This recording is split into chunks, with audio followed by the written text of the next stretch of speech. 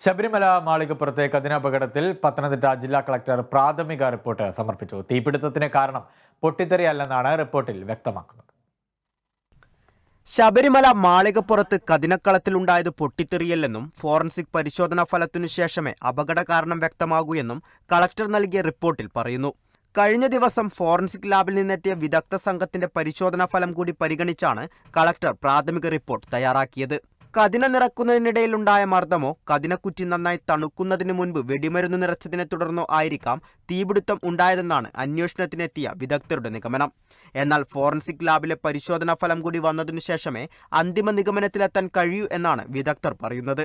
കഴിഞ്ഞ ദിവസം ശബരിമല ADM നൽകിയ റിപ്പോർട്ടിലും പൊട്ടിത്തെറി നടന്നിട്ടില്ലെന്നാണ് പരാമർശം. എന്നാൽ കതിന നിറക്കുന്നതിനു വേണ്ടി താൽക്കാലികമായി തയ്യാറാക്കിയ ഷെഡ് സുരക്ഷിതമല്ലായിരുന്നു എന്നാണ് വിലയിരുത്തൽ.